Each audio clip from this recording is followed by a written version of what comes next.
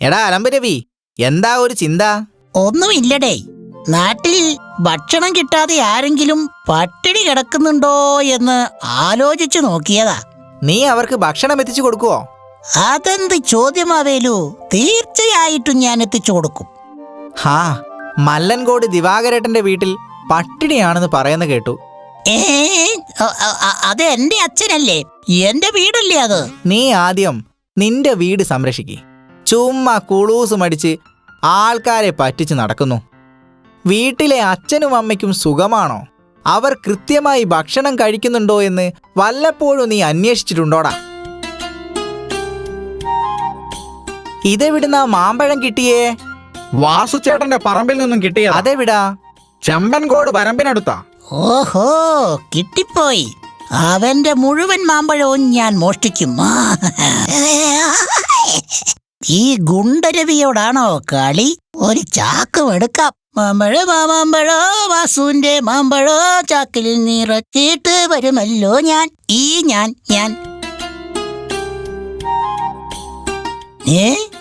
ഒറ്റ മാങ്ങ പോലും ഇല്ലല്ലോ. എടാ തടിയൻ രവി, മാങ്ങയൊക്കെ വാസുചേട്ടൻ പറിച്ചു.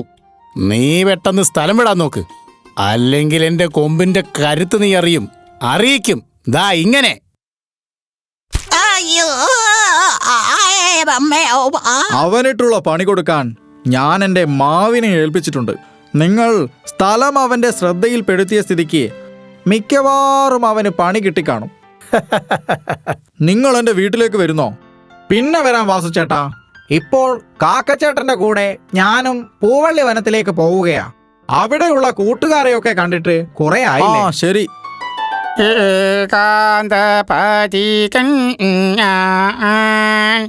എന്താ ജിമ്മു, പതിവില്ലാതെ ഒരു പാട്ടൊക്കെ? ആരെയും കാണാത്തോണ്ട് അറിയാതെ പാടിപ്പോയതാ. ഹാ, നമ്മുടെ കാക്കച്ചേട്ടനെ കണ്ടിട്ട് കുറച്ച് ദിവസമായല്ലോ. എവിടെ പോയാവോ? ആ ചിന്ന, കാക്കച്ചേട്ടൻ വന്നു. കൂടെ ഞാനുമുണ്ട്. എന്തൊക്കെയാ വിശേഷങ്ങൾ? ആ കേളാ, എത്ര നാളായി കണ്ടിട്ട്. ഒരു കാര്യം എനിക്ക് മനസ്സിലായി. ഉടായ്പനാണേലും നമ്മുടെ ആശാനെ വിട്ടുള്ള ഒരു ജീവിതം ഒരു രസവുമില്ല. എങ്ങനെയെങ്കിലും അങ്ങേരെ സോപ്പിട്ട് വീണ്ടും കൂടെ കൂടണം. എന്തോ നാടേ, മര്യാദക്ക് നോക്കിയും കണ്ടു നടക്ക്. ഒന്ന് ക്ഷമിക്കടേ. എന്താ ഒറ്റയ്ക്ക്? നിന്റെ കൂടെയുള്ളവൻ എവിടെ? അങ്ങേരെയാ ഞാനും നോക്കി നടക്കുന്നേ. നീ എവിടെയെങ്കിലും കണ്ടിരുന്നോ? ആ, ഇന്നലെ ചിരികത്തല പറമ്പിൽ ചുമ്മാ ഇരിക്കുന്നത് കണ്ടു. അയ്യോ, അത് ചുമ്മാ ഇരിക്കുന്നതല്ല. ഞങ്ങൾ പണ്ടേ അവിടെയാ അപ്പിയിടാനിരിക്കാറ്. വൃത്തികെട്ടവൻ.